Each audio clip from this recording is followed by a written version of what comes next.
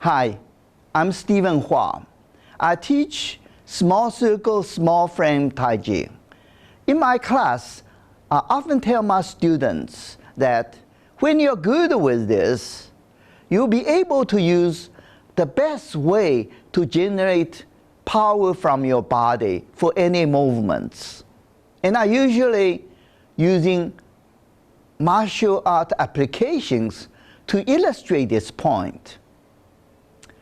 Then one day it occurred to me that if this is so good, then it should be applicable to any movements, not just martial art application. For example, sports. So I started look into the sports world, and lo and behold, I found that all the top athletes in many of the sports are utilizing these techniques we teach in the class. I'm sure they didn't learn from Taiji. They discovered this from their practice and recognized its significance, and they perfected it and use it consistently in their game. And that's how they rise to the top of their profession. I'm going to concentrate on two movements. One is what we call upper body turning movement. And the second is called upper quarter body movements. And our using these top athletes' game video, using slow motion and stop motion technique to illustrate how they utilizing these techniques. So now let's take a look.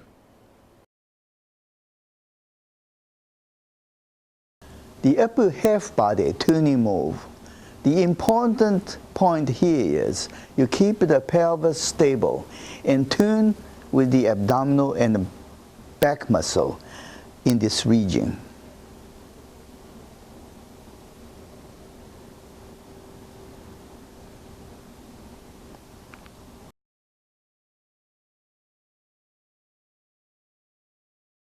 This is the kind of Taiji exercise used to train how to turn the upper body and keep the pelvis stable, not turning.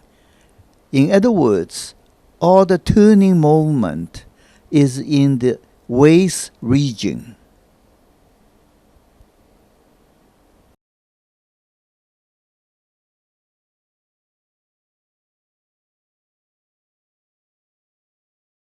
The power of these movements are all internal. One could consider adding some external momentum to this movement. For example, if you disengage the arm to the core and you can swing the arm to get the racket speed or the bat speed up, or you turn the hip to get the racket speed or the bat speed up.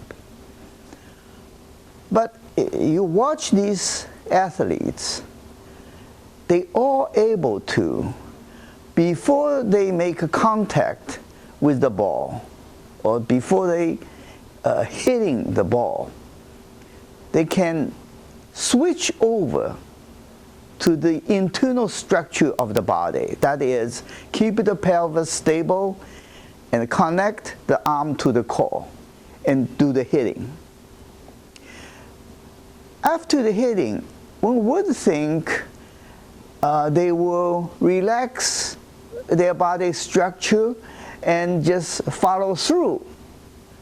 Yes, they do disengage their arm to the core, so the arm could free move during the follow through.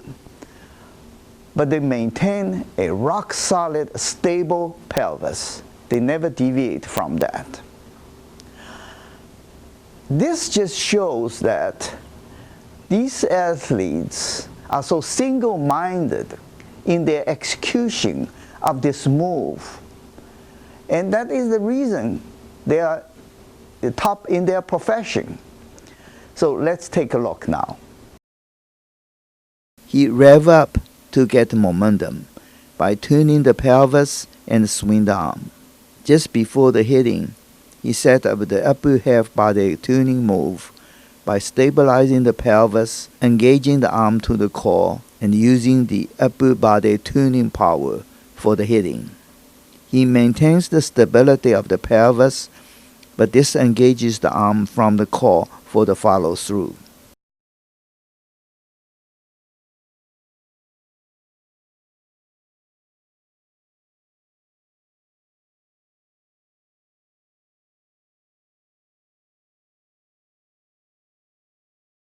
At this moment, she sets up the internal body structure, keep the pelvis stable, and connects arm to the core. After hitting, she released arm from the core and maintained the stability of the pelvis, even during the follow-through.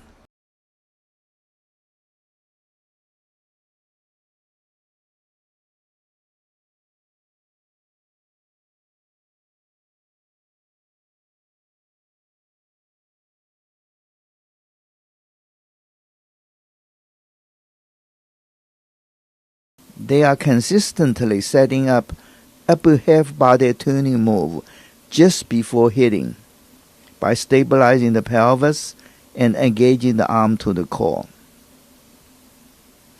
During follow-through, they all maintain a stable pelvis.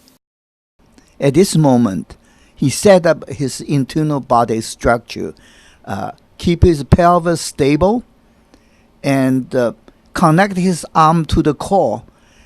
It would lock his arm to the body using the core power for the swing, and keep the pelvis stable continuously, even during the follow-through movement.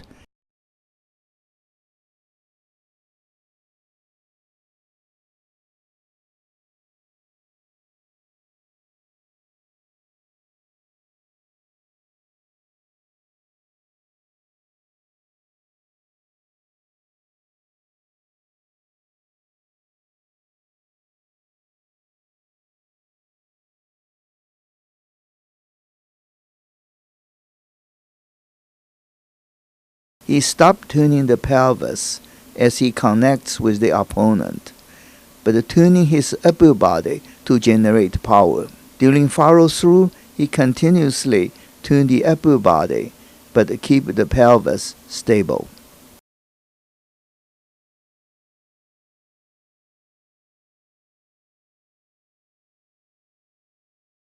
The upper quarter body movement. An example of this is this. Here, the upper right quarter of the body moves. Rest body stationary. Certainly, the muscle connects across the body, so the muscle stretch across the body. But from bone structure viewpoint, it's only the right upper quarter body is moving. The pelvis is not moving, the left side is not moving. Now, the muscle connects between the moving part and the non-moving part, such as the abdominal muscle and the back muscle.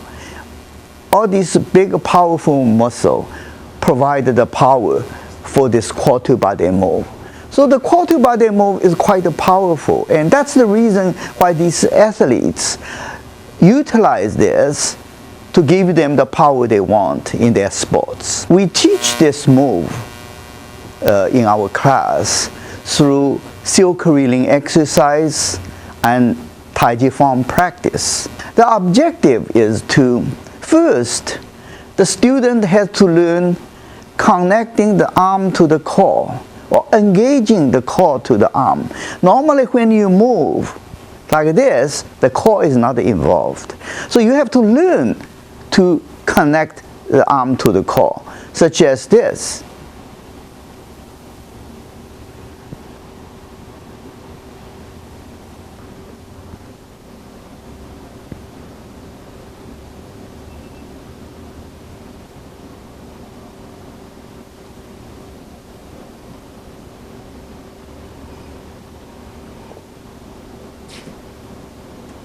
Now, there are three moves to learn, actually. Really, it's the three-dimensional direction, the X, Y, Z. So one could consider this move the Y direction move. Then we have the X direction move, like this.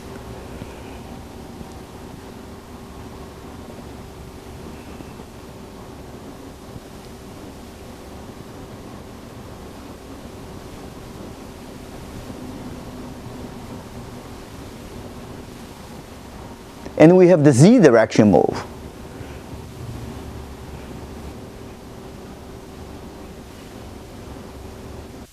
The three sports examples selected here happen to represent the three-dimensional movements just talked about. When a student learns all three directions, then every move he or she makes will be connected to the core, and the core power is driving the movement.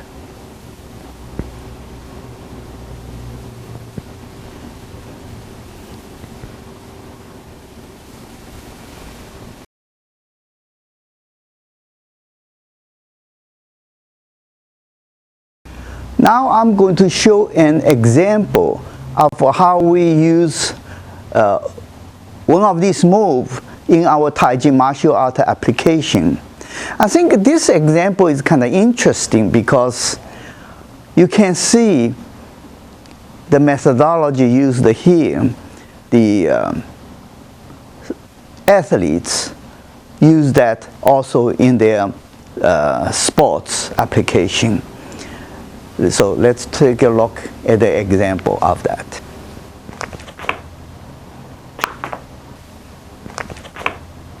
What I have done here is using the pure internal power for the hitting, come from the abdomen and the back. Now, conceivably, I could add some momentum force to this by swing my arm and turn my pelvis so to get the speed of the fist up a little bit, and then hit. But the key is, when I'm touching him for the hitting, I have to switch back to my internal structure, keep the pelvis and the left side of the body stable, and only using the upper quarter body move. So.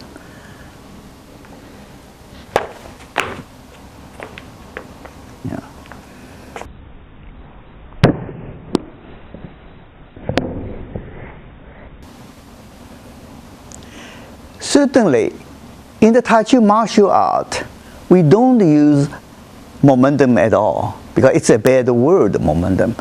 If you have a momentum, opponent will be able to take advantage of your momentum and destabilizing you. So we don't use that.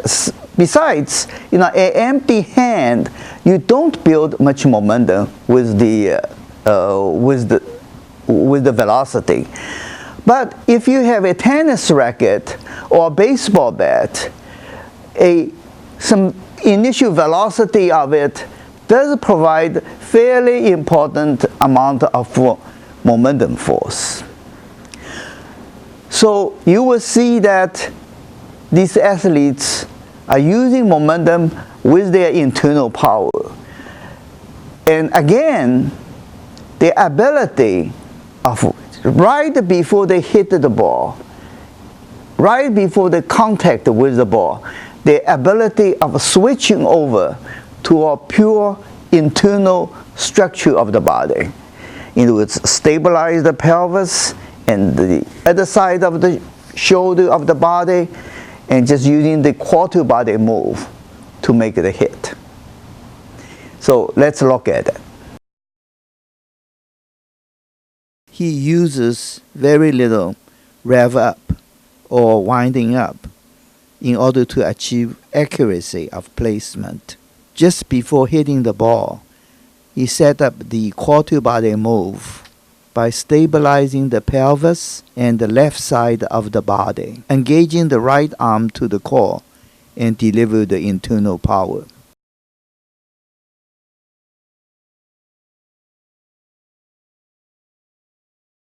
To get the maximum power, he uses big rev up, tuning the pelvis and swing the arm.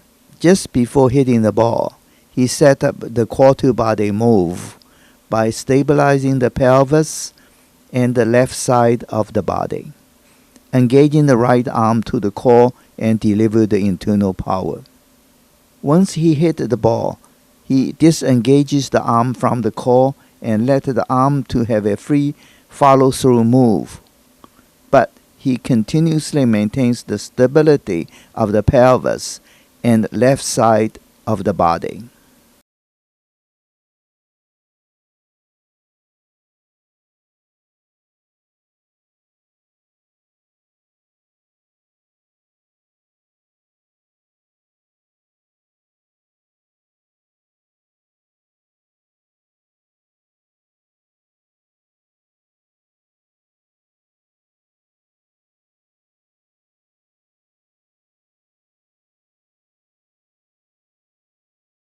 At this point, she sets up her internal body structure, keep the pelvis left side body stable, and connect the right arm to the core for the hitting.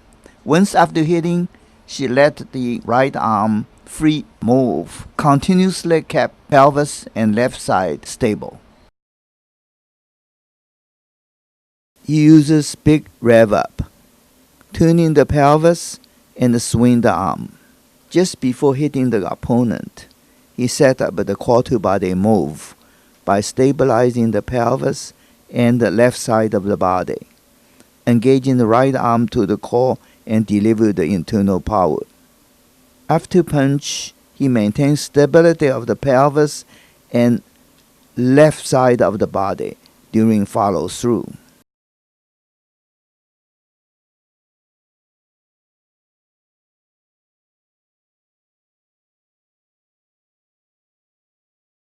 At this point, he set up his upper core-to-body structure, stabilized the pelvis and left side the shoulder. You see, in this case, he threw across his body, and yet he didn't move his pelvis and shoulder. It just indicates the versatility of the upper core-to-body movement. Two important attributes of upper core-to-body movement. One is compact and extremely fast delivery of power. Second is accuracy, good control of the body, so the accuracy is good.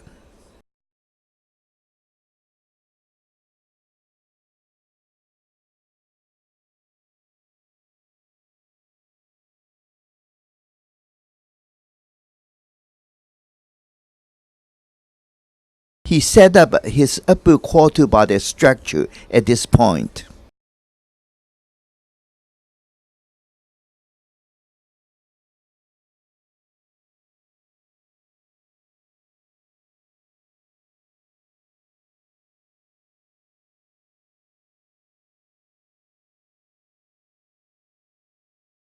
He set up his upper core-to-body structure at this point.